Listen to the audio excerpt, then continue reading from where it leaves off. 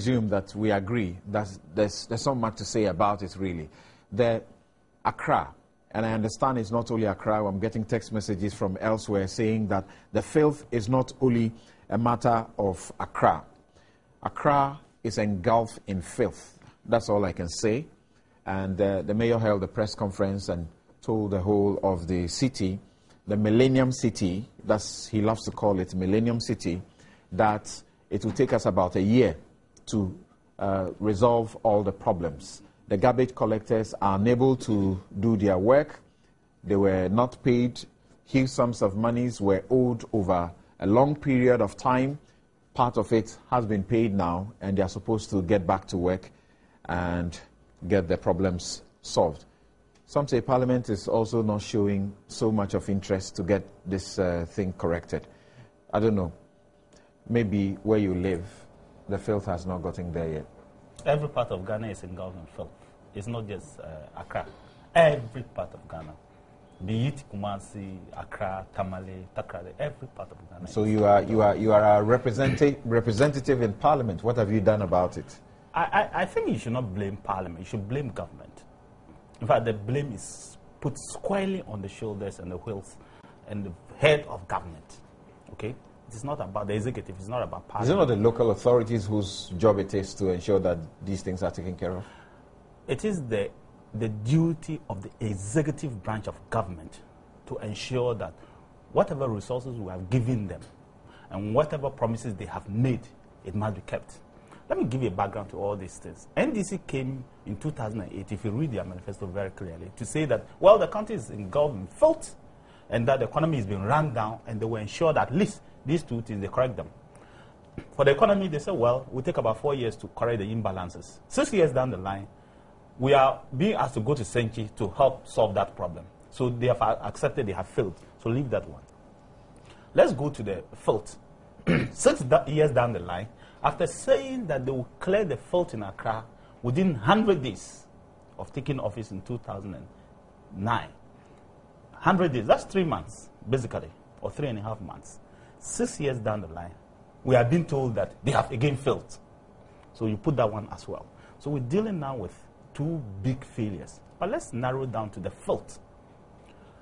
We have spent millions and millions and millions of Ghana cedi in trying to solve the issue of sanitation, because it's very much related.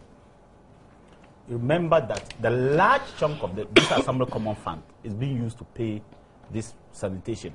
This JIDA, most of these JIDA models were in sanitation. And in fact, there is the only model that is still operating. If you take the pay slip, or if you take the slip from the Common Fund Secretariat, for example, you are going to see every district being deducted 25,000 Ghana cedi per quarter. Okay? Obviously, it means that they are taking about 100,000 Ghana cedi per year from every district. That's the normal district. Metropolitan assemblies, they pay about 40,000 just for fumigation. That's spraying of mosquitoes and insects. And if you talk about, so in a year, the company and the Jospon group of companies is being given about 25 to about 22, 23 million cedis to deal with that. Sanitation is even worse off in terms of the amount of money that is being taken to deal with sanitation. So why are we having the problems we are having? Government guaranteed a loan to build the Accra compost post, 85 million Ghana cedi, to build the Accra compost plant. And government was supposed to buy fertilizer and other essentials that will come out of the Accra compost post. Why is that it has broken down? Why is it that as of today they have closed their Accra compost and it's not working? Why is it that government is not paying the contractors? So what is the real problem? The real problem is the government and the metropolitan assemblies don't have money to be able to pay the contractors, because this Assembly Common Fund is not being released to the districts.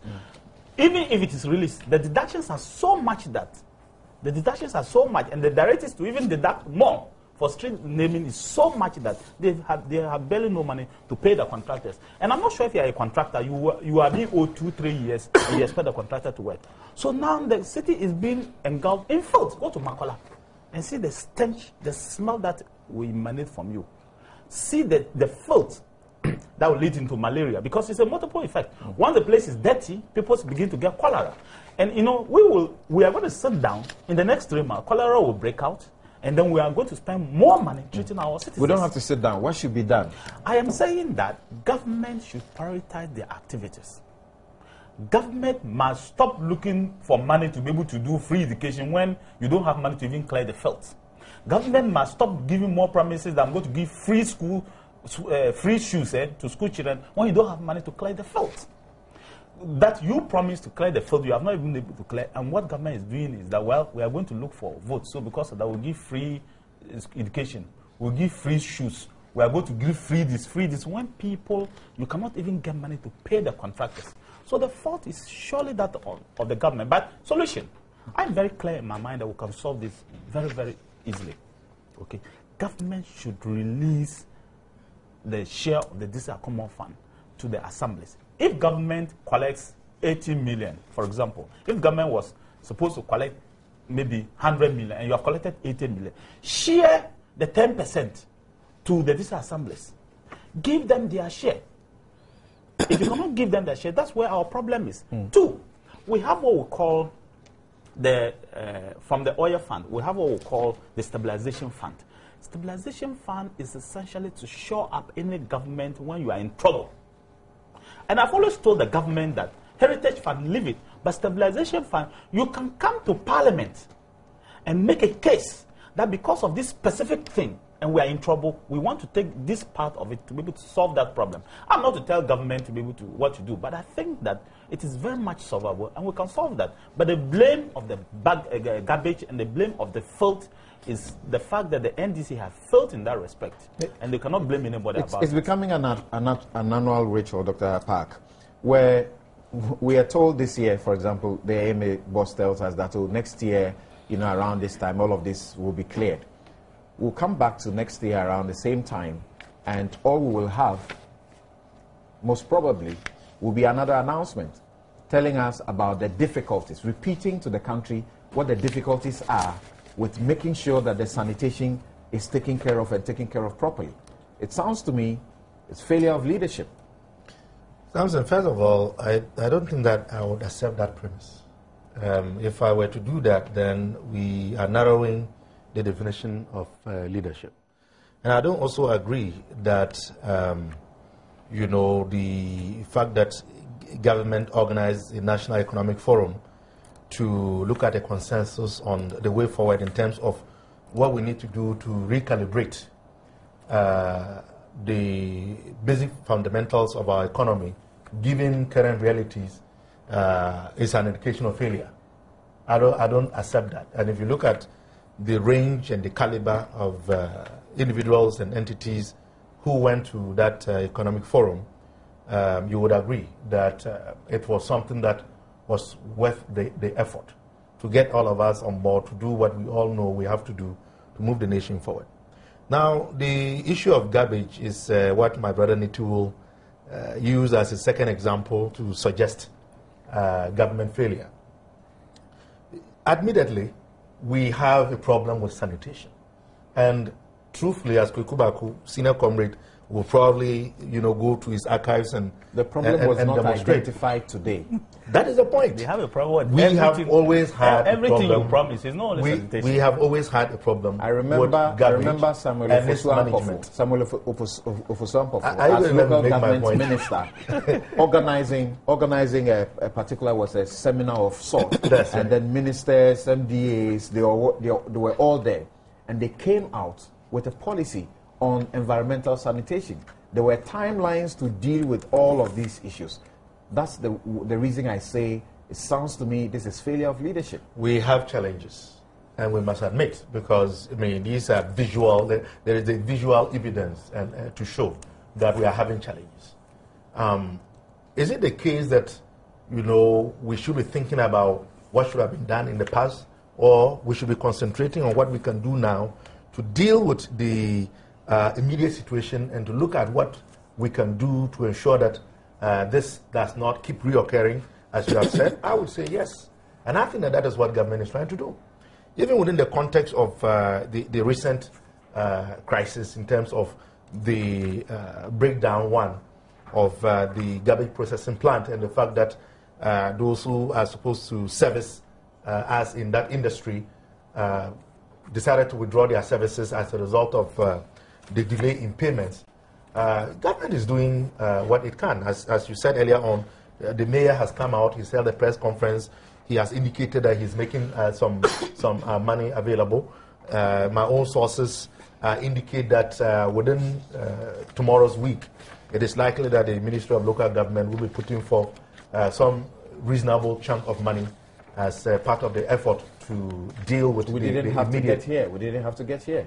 Things happen, but do we just have to throw our hands in the air and give up? We have to tackle them. When you say as we are dealing with the present situation, given all of the myriad of other challenges that we have to deal with, then we have to think about what we need to do to forestall these types of occurrences. And that is why it is important that we take very seriously the move towards adopting this waste-to-energy systems.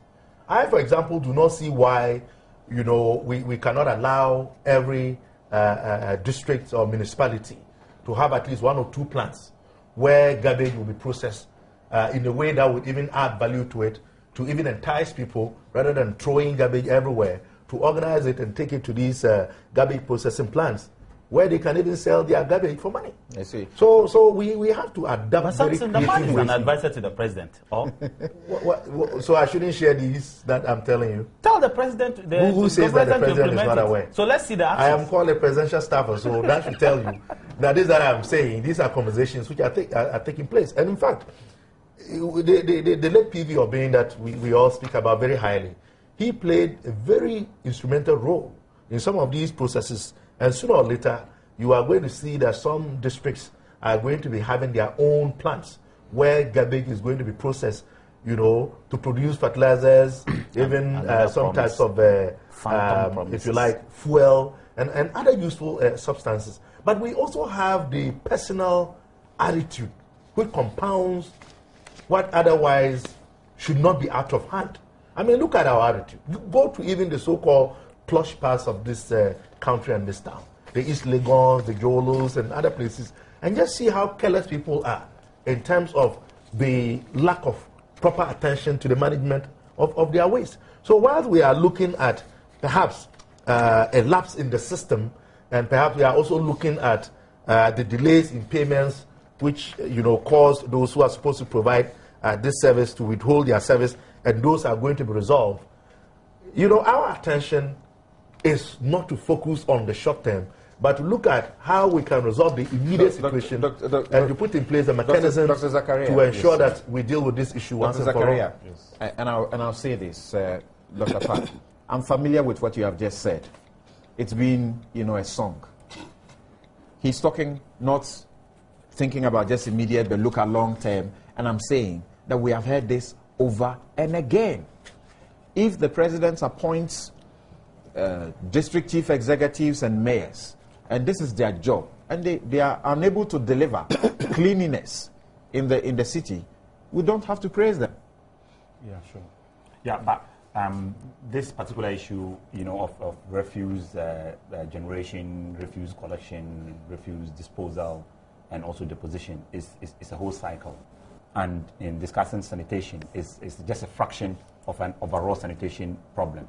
Even basically when we talk about sanitation, we are looking at management of solid and liquid waste, and we really are looking at percentage of people who have access to basically toilet facilities and other things. And then again, if you are looking at the potential of disease outbreak when it comes to sanitation issues, we are looking at conditions that would make it as possible or potential situation that would, allow my words, that would mean that somebody has ingested a fecal material. That's the only way you can get a cholera outbreak.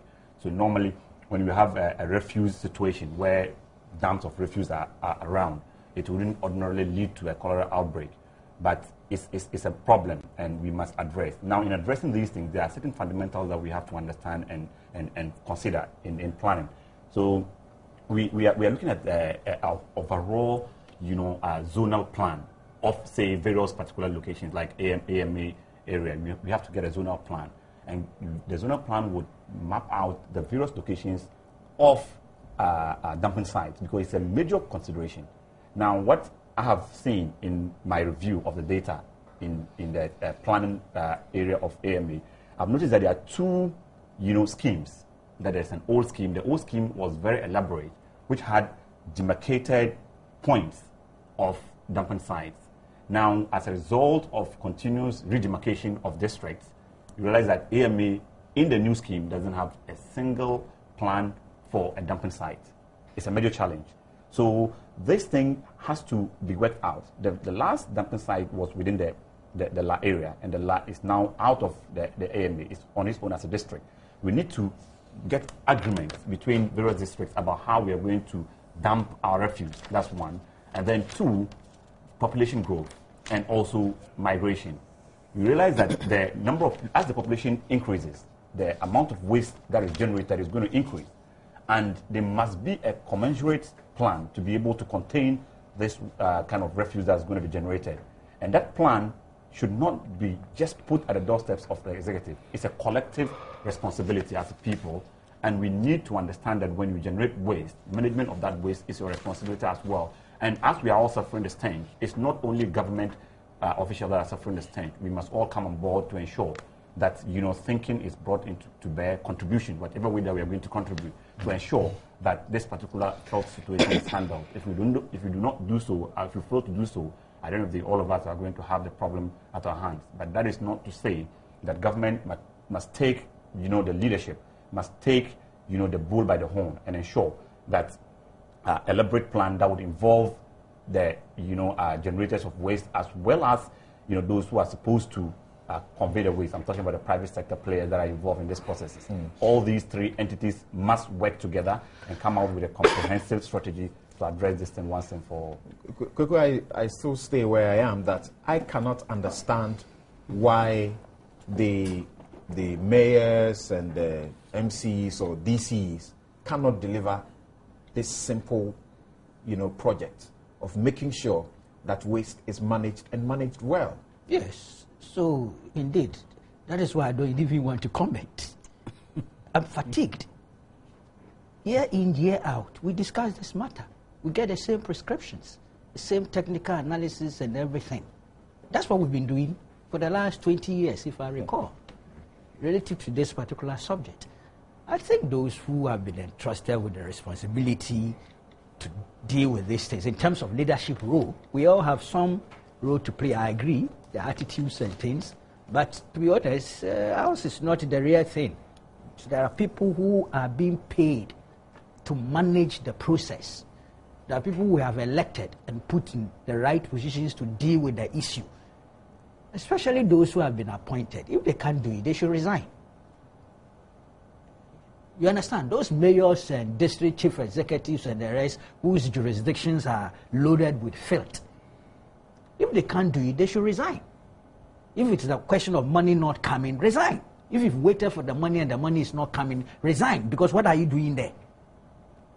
At the end of the month, don't they go for their salaries? I don't know. Is there also deficit in how much arrears? Apart, if you can tell us, their salaries. Do we have arrears? As far as I know, they get their salaries. Yes, so what are they doing there? I don't know what to say. It's overwhelming. You understand? Now we are told the local government ministry has assured us that they've got money to pay. Where were they all this time? Where were they? 3 years arrears? But it's not even true. They don't have that money. So there is something basically wrong with the system. It's systemic failure. And leadership must take the greater responsibility, the percentage of the responsibility. Thank you very much, Abdul Malik. A few of your comments here. Duazi Kujo Tamaklu says, PV Obing is a governance colossus, except to say he left with all the institutional and governance memory. Bonti Benjamin How do says, we know that? Bonti Benjamin says that PV Obing was a true patriot who had the nation at heart. It's very sad that we have lost such a gem too soon. My heartfelt condolences to the family. And Kofi Kosa says, okay, you are referring to Murtala. He's not on this show. Ernest Kwato says something. What happened to PV is another wake-up call towards investing in our emergency response systems. We do not seem to have learned lessons from President Mills's demise. And then he says, as a medic, I propose a community emergency response unit, at least as a first step towards revamping our national medical emergency response. Kwamina Sagu Ekremet, if I got your name wrong, please forgive me. He says, you are listening and that you are surprised by Daily Guide's lack of responsible journalism and maturity. You say this is a shameful act which should not be defended. It should stop. Edmond Ajiman says, PV's soul rest in perfect peace. He played his part to change Ghana. How would Daily Guide feel if... okay, let's not go about all of that. Philip Wright says, the hypocrisy in this country is just too much. What about the ordinary people who lose their family day in and day out through accidents and all that are published in the state-owned media, Daily Graphic and so on, day in and day out? What are we saying?